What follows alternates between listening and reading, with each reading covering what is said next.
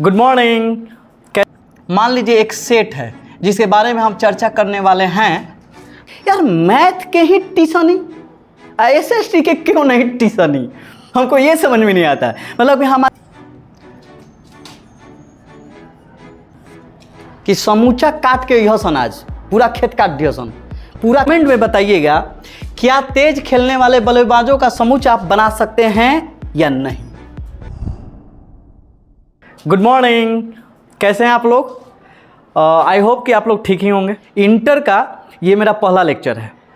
सबसे पहली बात ये आती है, आईएससी जो लोग सोचते हैं, बहुत सारे बच्चे जो होते हैं जो कि आईएससी नहीं कर पाते हैं इस कारण से क्योंकि मैथ से वो डर जाते हैं। आईएससी का जो कोर्स है ये एक लॉजिकल पढ़ाई है। मैथ जो है ये लॉजिकल पढ़ाई होता है, न कि इसमें पूरा कैलकुलेटिव है वगैरह, ये सब कुछ भी नहीं है। जैसे एग्जांपल के तौर पर देख लो, जैसे हम लोग मान लीजिए एक सेट है जिसके बारे में हम चर्चा करने वाले हैं, बट थोड़ा सा हम लॉजिकल बताते हैं कि इसमें कैलकुलेटिव कोई भी चीज़ नहीं आती है। ए मान लीजिए ये एक घर है, ये पूरा एक घर है, ठीक है, ये पूरा एक घर है। इस घर में पाँच सदस्य रहते हैं। एक घर में 5 सदस्य रहते हैं, जो कि अब क्वेश्चन पूछ देता है कि क्या 5 जो है ए के घर में है या नहीं है। 5 जो सदस्य है ए के घर से बिलोंग कर रहा है कि नहीं कर रहा है। ऑफ कोर्स कर रहा है, तो लिख देंगे कि हाँ बिलोंग कर रहा है, तो इसको बिलोंग बोलते हैं। 5 बिलोंग्स टू ए।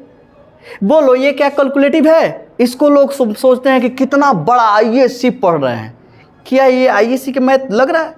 अगर एक आप दूसरा तीसरे क्लास के बच्चे को बताओ तो हमको नहीं लग रहा है कि वो गलती करेगा। बता कर देख सकते हो, हमको नहीं लग रहा है कि एक दूसरा तीसरा का बच्चा गलती कर पाएगा। इसको लोग सोचते हैं कितना बड़ा सोच लेते हैं। पता है क्यों? क्योंकि तुम लोग पहले ही गार्जियन से लेकर हमारे समाज में आईएससी को बहुत बड़ा बनाकर लोग दिखाए हैं। पहले ही ये माइंड में हम लोग को, जो समाज है हम लोग के माइंड में ना भर दिए हैं लोग कि मैथ बहुत बड़ा चीज़ होता है। जैसे एग्जाम्पल देखो, हम जब 10th क्लास में थे उस समय हम घर पर स्टडी कर रहे थे, तो उस समय लोग बोलते कि मैथ के ट्यूशन ही ना गुलहा से, मैथ के ट्यूशन ही। मेरे घर के बगल के लोग बोला करते थे मैथ के ट्यूशन ही, और कुछ चीज़ के ट्यूशन ही ना, लेकिन मैथ के ट्यूशन ही ना तो फेल हो जीवे।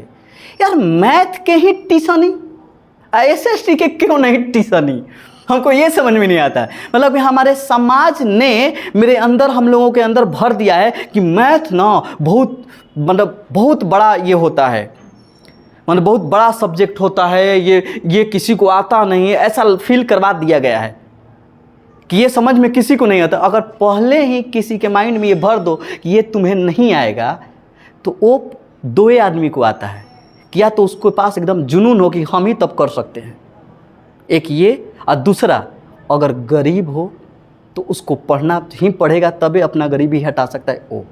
बस ये 2 आदमी इसको हैंडल किए हैं। लेकिन हम ये नहीं कहते, ये हैंडल सब लोग कर सकते हैं।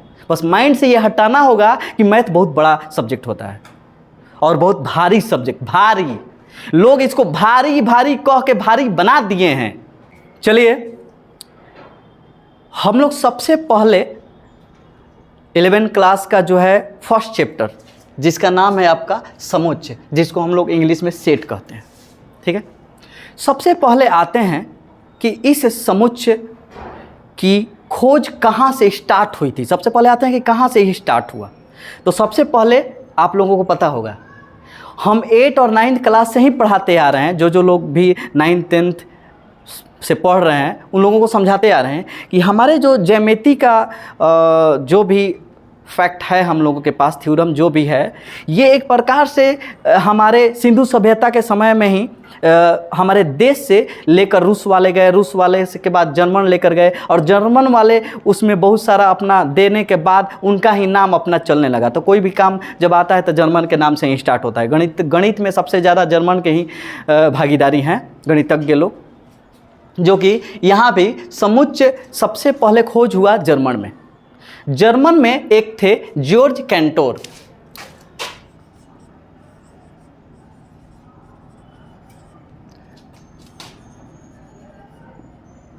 George Centaur.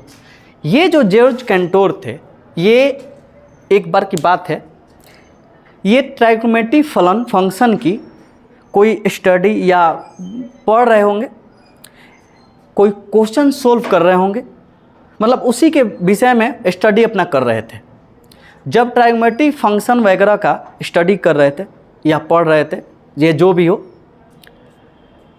तो सॉल्यूशन करते वक्त उन्हें, पढ़ते वक्त, स्टडी करते वक्त, ट्राइगोनोमेट्री का स्टडी करते वक्त उन्हें ये समुच्चय उनको मिला था। समुच्चय का मतलब खोज जर्मनी से हुआ। जर्मन में जॉर्ज कैंटोर जो थे, ठीक है, ट्राइगोनोमेट्री फंक्शन का स्टडी कर रहे थे, उस वक्त उनको मिला था किसके बारे में? समुच्चय के बारे में। अब ये समुच्चय आता है कि हम लोगों को समुच्चय क्यों पढ़ना पड़ेगा, आखिर क्यों इस समुच्चय को क्यों पढ़ें हम लोग? तो सबसे पहली बात, आप लोग 10th क्लास में एक चैप्टर है सीक्वेंस का, सीरीज एंड सीक्वेंस जो होगा 5 चैप्टर में है। समांतर श्रेणी पढ़े होंगे, गुणोत्तर श्रेणी, हरात्मक श्रेणी, ये सब जो पढ़े होंगे सीरीज के बारे में, श्रेणी के बारे में, तो उसमें आप लोग देखते होंगे कि उसका ना समूह एक बनाया जाता होगा, जैसे नंबर का समूह बनाया जाता होगा, जैसे 1 2 3 4 5, इस तरह से समूह बनाया जाता होगा, ठीक है। तो उसमें भी इसकी ज़रूरत पड़ती है, समुच्चय की। वो हो गया। दूसरी, आप प्रोबेबिलिटी 10th क्लास में पढ़े होंगे, तो प्रोबेबिलिटी में भी इसकी ज़रूरत पड़ती है, समुच्चय की। वही नहीं, एक और है चैप्टर जिसका नाम सांख्यिकी है। सांख्यिकी में भी आप डाटा देखते होंगे, इकट्ठा करके लिखा जाता होगा। तो ये 3 जो आपका चैप्टर है, उसमें इसका यूज है, जो कि हम लोगों को पहले पढ़ाते वक्त ये दिखाया नहीं गया है, लेकिन अब दिखाया जाएगा कि कैसे यूज हुआ है, वहाँ ये दिखाया जाएगा। इसके बाद हम लोग आते हैं कि इसका प्रयोग ट्राइगोनोमेट्री में भी है, कहीं ना कहीं ट्राइगोनोमेट्री में भी यूज किया जाता है, ठीक है। तो इसके बाद चलते हैं अब समुच्चय पर, कि समुच्चय है क्या। सबसे पहले आते हैं हम लोग समुच्चय के परिभाषा पर। अब तो आप लोग समझ गए कि ये कहाँ से आया हुआ है, किसने खोजा इसको, ठीक है, और कहाँ कहाँ पर यूज है। अब हम लोग आते हैं अपने पढ़ाई पर।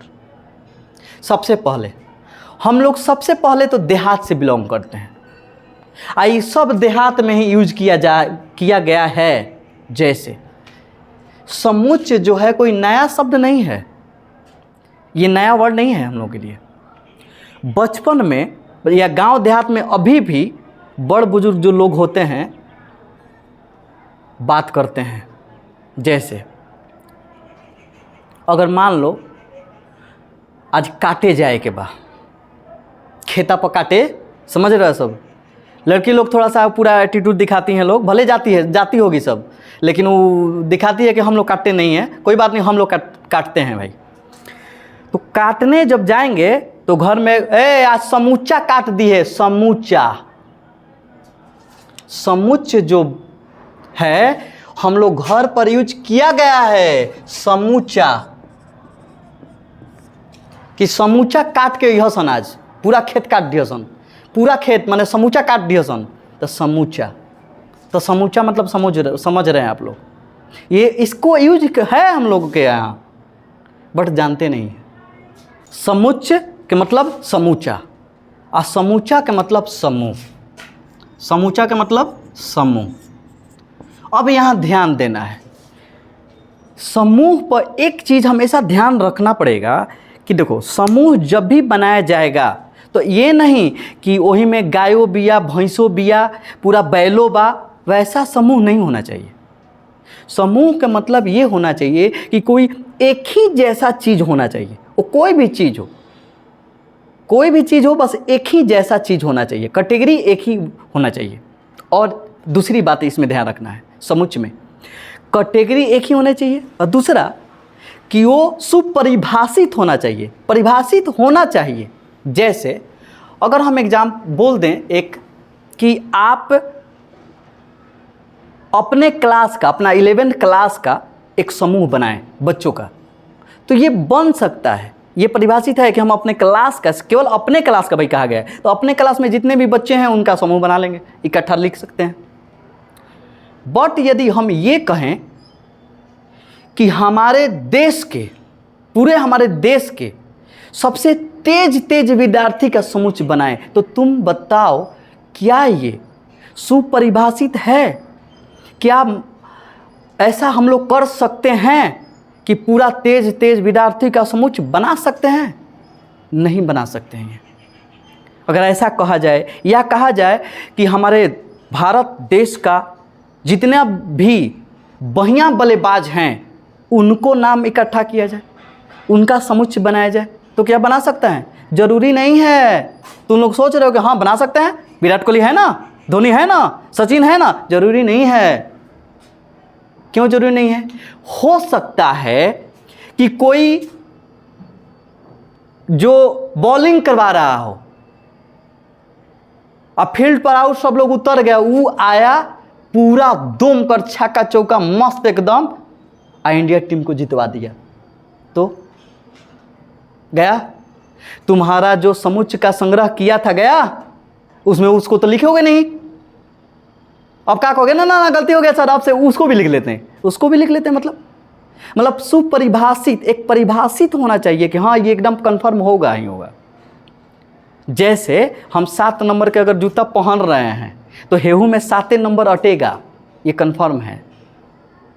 अब हाँ देखो एगो कमेंट करेगा ही करेगा कि काहे ना एगो के बड़ होई के जाने तो पहने, वो अपवाद में है बाबू, वो अपवाद में है। आते हैं हम लोग अब इसका परिभाषा, समुच्चय का परिभाषा जानते हैं। तो जो चीज़ बताएं उस सब पर ध्यान देना है कि किसी भी चीज़ का समूह, लेकिन वैसा समूह जो सुपरिभाषित हो। अब आते हैं समुच्चय का परिभाषा, जो कि हम जो बताएं उसी को बस इसमें डालना है। मतलब कि किसी भी चीज़ का वैसा समूह जो सुपरिभाषित हो। सुपरिभाषित होने का मतलब पता है ना, जैसे कि नेचुरली वो होना चाहिए। जैसे कि अगर हम कहें कि एक सम संख्या का ग्रुप बनाओ, समूह बनाओ, तो सबको पता है कि समुच्चय सम संख्या का समुच्चय क्या होता है, सबको पता है। सब लोग 2 से स्टार्ट करेंगे, 2, 4, 6, 8 सब लोग। तो सब लोग, अगर हम भी स्टार्ट करेंगे तो यहीं से स्टार्ट करेंगे, तुम लोग स्टार्ट करोगे यहीं से स्टार्ट करोगे, अगर दूसरे स्टेट से भी हो वहाँ भी तुम लोग स्टार्ट करोगे तो यहीं से स्टार्ट करोगे। मैंने ये एकदम परिभाषित है कि सम संख्या 2 से ही स्टार्ट होगा। परिभाषित का मतलब ये होना चाहिए। समुच्चय का परिभाषा हुआ वैसा समूह जो सुपरिभाषित हो।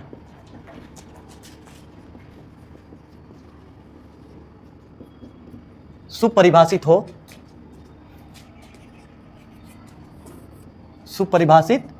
हो उसे समुच्चय कहते हैं।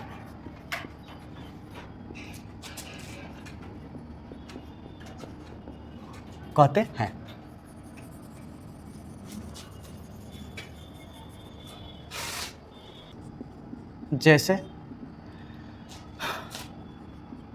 प्राकृत संख्या का समुच्चय। देखिए जैसे एग्जांपल नेचुरल नंबर का 1 2 3 ... इन्फिनिटिव। ठीक है, एक और एग्जांपल देखेंगे हम लोग। जैसे एक और एग्जांपल, तेज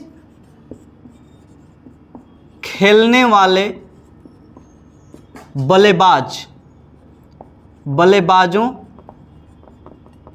का समुच्चय।